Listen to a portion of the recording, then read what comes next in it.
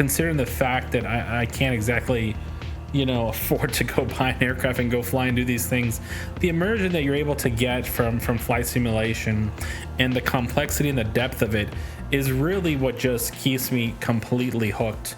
And all right, guys, welcome to the channel. So guys, check this out. This flight is going to be Microsoft Flight Sim 2024. It's not going to be my thoughts.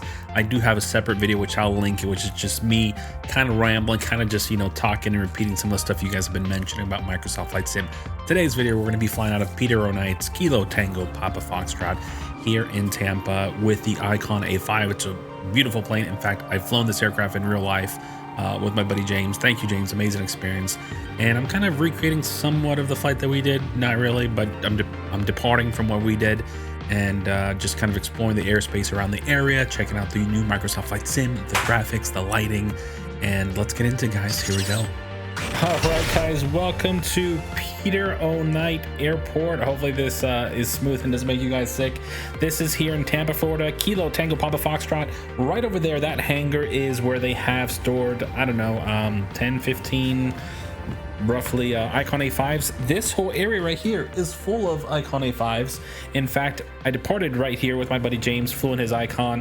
Super amazing experience. Thank you, James. So excited to go flying again. James let me sit in the left seat. He let me fly it. It was just the most amazing experience. I'm going to post some videos and pictures here. So being able to fly it in the sim and also fly it in real life was probably one of the coolest things. I'm sitting back as I recalibrate my view. Guys, this is just an absolutely amazing plane. Now, I might have to skip the start process because the mouse does not work in VR. There's bugs. If you want to know my thoughts about Microsoft Flight Sim and all the bugs and everything, I will have a video separate for that. But today, we're just going up for a flight, showing off VR because that's what I do here, the VR pilots. Welcome, and let's go and have some fun. So if you don't know, my name is Jose. I'm an air traffic controller at Tampa. Work here in the United States in Florida. Been air traffic controlling for 16, almost 17 years. Worked at Miami for a long time. And then now I'm at Tampa. I love what I do. It's a lot of fun. And then I'm also a huge flight sim nerd. I love going flying. And all right, guys, so it was really neat, this aircraft, to turn the plane. Actually, you have to like hold the brakes. It has differential braking. It doesn't have, like, the rudder doesn't actually work to steer it, but it does in the sim, which is kind of a little cheat. It's nice. Also, the plane we flew has 4 props. This one has the older 3-prop model, and I believe it gives an extra allowable weight of, I believe, 75 pounds.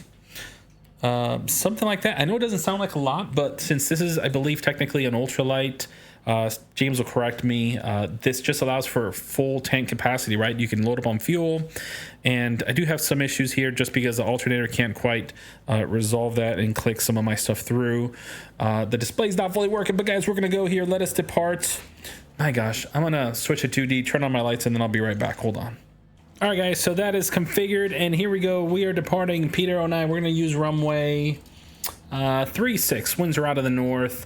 Altimeter is set. We're not going to use any flaps today. We're going to go no flaps.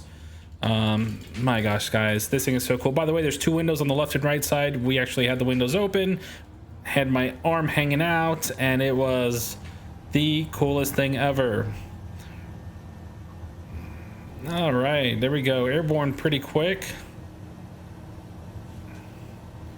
All right, so we got a good way to climb. Gear up, and we're gonna enjoy a bit of the sunrise here, guys. It's gonna get brighter here in just a little bit. Now, I'm not gonna stay outside of the Bravo, although I could definitely try. I won't. We're just gonna have fun here and cruise around, you know, guys. And I will say something, in real life, this is a very difficult airport to find. Check it out. It looks very clear and obvious here, but in real life it is, my gosh, every time I try to guide a pilot to it, they're like, what are you talking about? I don't see it. It's just such a small little airport. But we got some light precip over here. Like I said, the sun rising at our 12 o'clock in about 4 miles. We have MacDill Air Force Base over there, Kilo Mike Charlie Foxtrot, 2 o'clock, maybe 3 o'clock over there. We don't see it. We have Tampa International. It's buried in some heavy rain. That might be kind of neat to go check out. But here we are. We have runway 422, 1836 at Peter O. And you can technically land these runways without encroaching into the Delta for MacDill. It's kind of tight, but you can do it. And you got to be careful because a lot of tankers fly in and out of MacDill. I mean, well, everything else too, but they got a air refueling wing there. So you got KC-135s at 1,600 feet flying out of there while you're trying to tuck it in, staying beneath the Bravo, 1,100 feet and below. It's wild. Downtown Tampa for our 3 o'clock over there. We're going to go to the other side of the bay here. And then we're going to do a touch and go. It was so cool with James. He let me run, I think it was like maybe, well, I got to do quite a bit of flying, checking out the aircraft. We went north. We went under the Bravo, north of Tampa, went west to the coast, flew it south, flew over the amazing Tampa Bridge over there. Forget the name of it. And ended up coming back around, landing, hanging out at a little island right behind us, and it was just an amazing experience, guys. You know, we were just like hanging out like this, we were just chatting. You know, the best way that I could describe this, it's, you know, I think James said it's kind of like a jet ski and a boat and a motorcycle, you know, it all in one. And it's so straightforward to fly, really. I think, you know, when you look at the history on this aircraft, it's a very safe aircraft.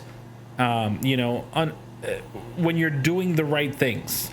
You know, there have been a couple incidents, unfortunately, but I think it goes to show low time, inexperience, and people doing things that they probably shouldn't have been have led to some unfortunate unliving events.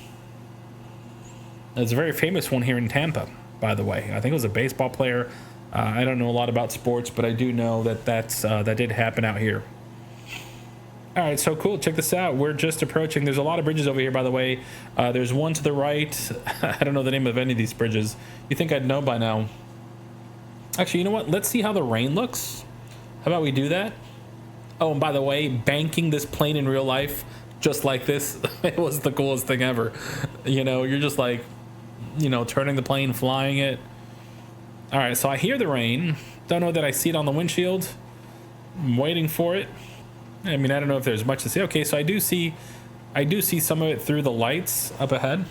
Now, if you look at this, guys, this is very simple. This aircraft, I mean, it was designed. Oh, there it is. That's runway 1 left at Tampa International Airport. This aircraft was designed by, I believe, someone who designed cars for Nissan. And in the sense, when you look at this cluster in front of you, it's very reminiscent of a car. The AC, the keys, the whole console, it's made very, very simple. You know, the idea behind this was that you don't need to be a pilot to fly this aircraft.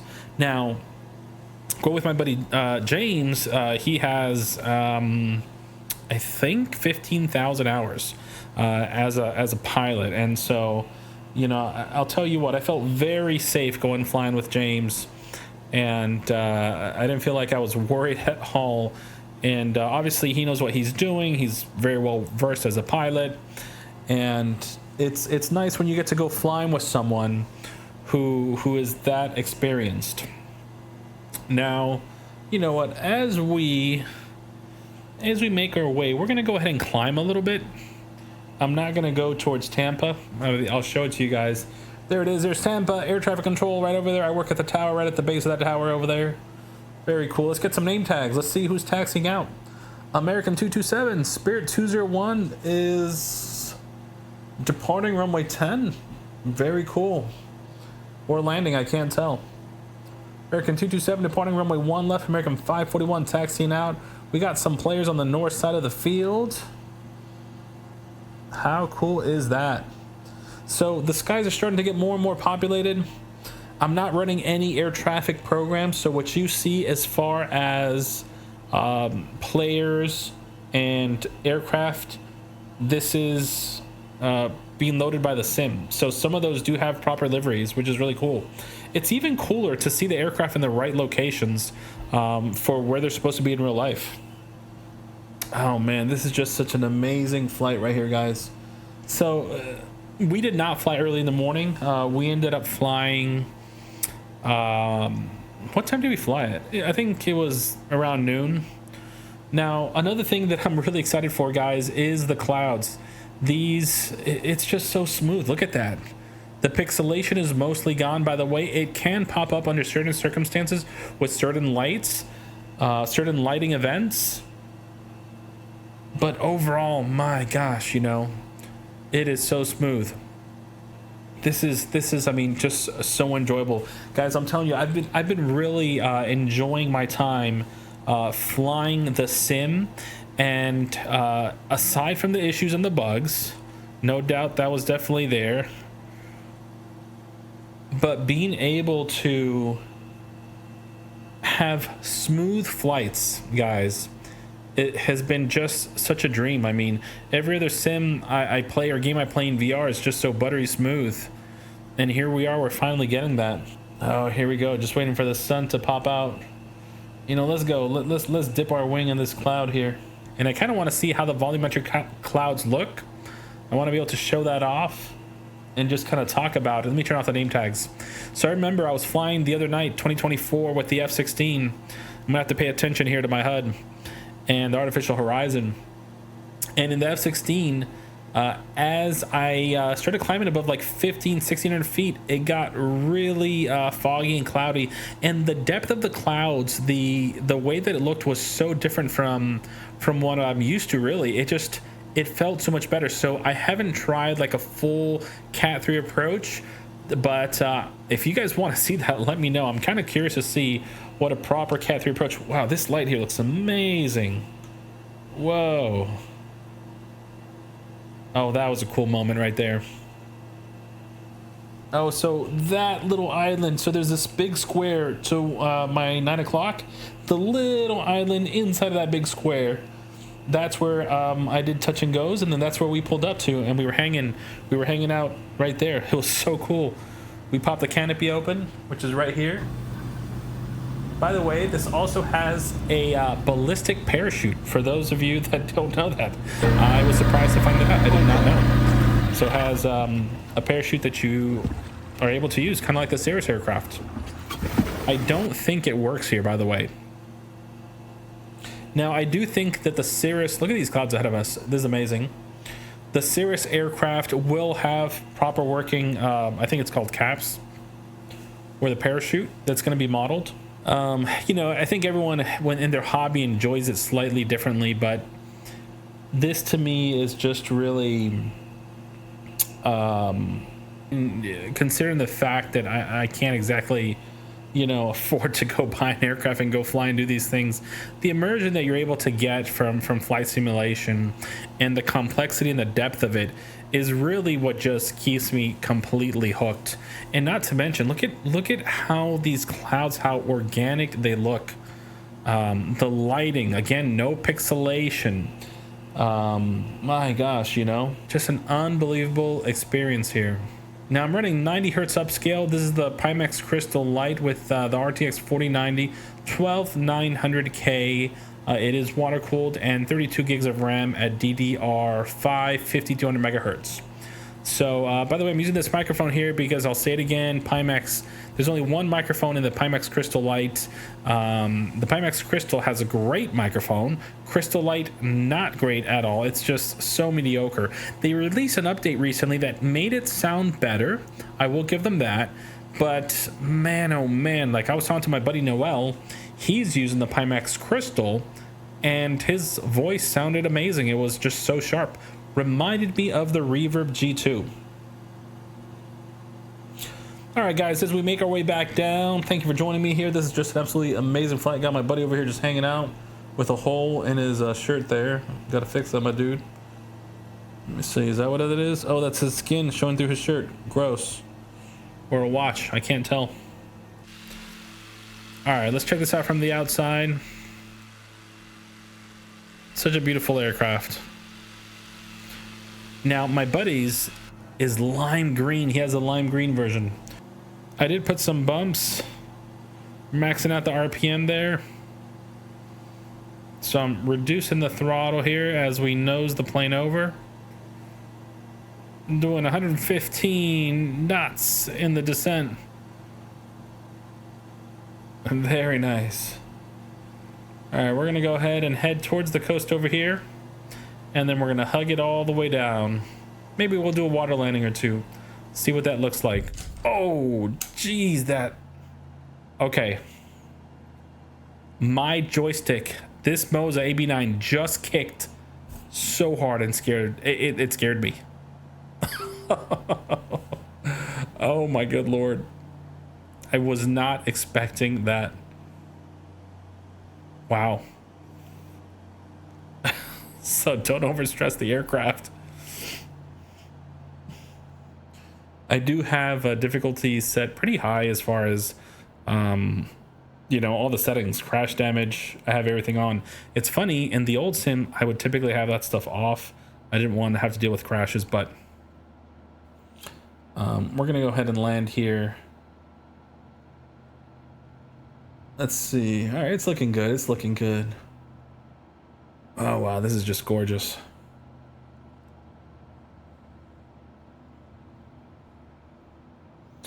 Let's see. Let's fool around a little bit here.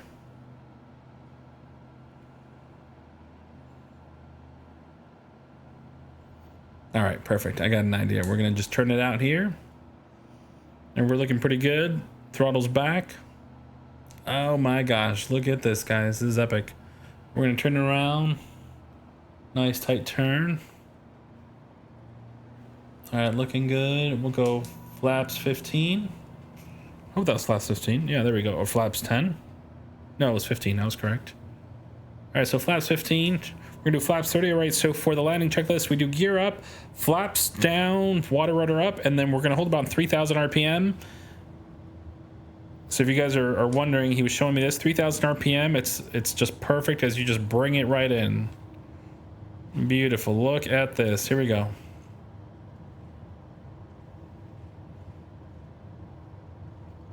It kind of just settles so nicely.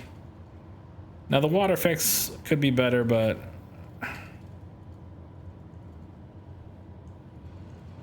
it's like a little splashy.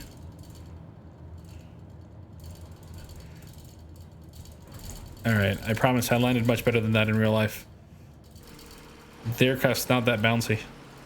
So it's a lot of splash, just like crazy splash. I promise we did not go under. We did not go under, but I do kind of want to show it off a little bit here. It's not that bouncy. Let me see. Oh my gosh, I am in. What is happening? We are sinking, guys. We are sinking. All right, so water rudder. All right, water rudder's out. Got some fancy homes over here. I think this Bayshore Drive, is it not? Oh my good Lord. I'm going down, dude. I'm going down. Can't believe it hasn't like crashed, you know. Departing kind of felt like a jet ski, not quite like this. Oh man.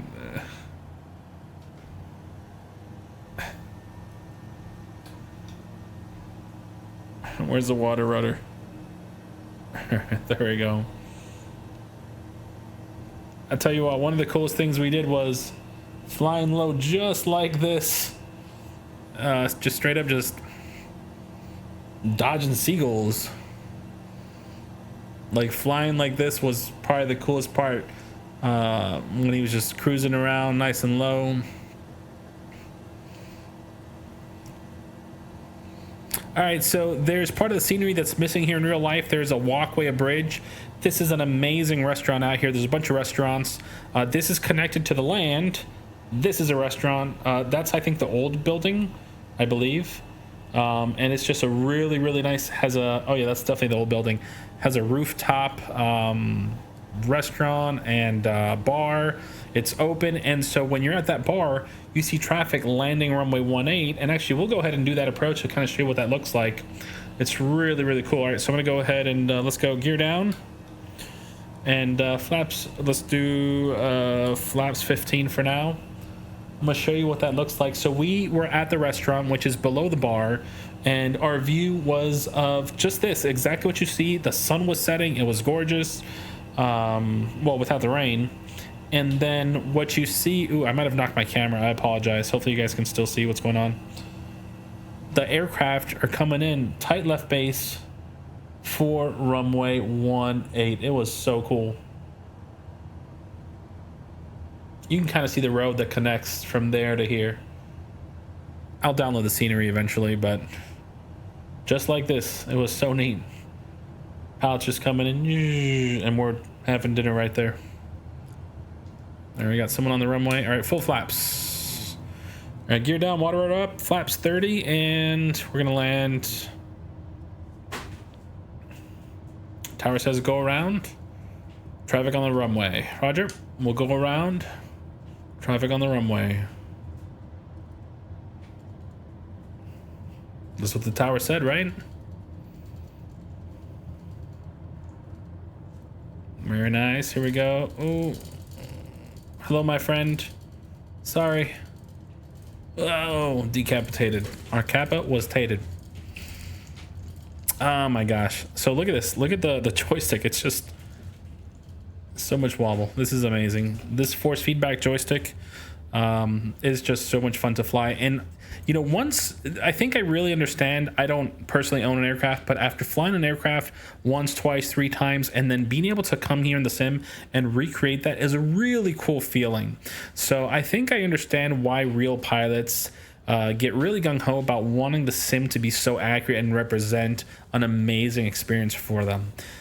Guys, I mean, the launch, we know that for 2024 has been less than stellar, but just expect a couple more flights of me showing off the sim and sharing my experience with you guys. If you have anywhere else you want me to fly or have any questions, throw them in the comments below, and we'll be talking soon, guys. All right, peace out.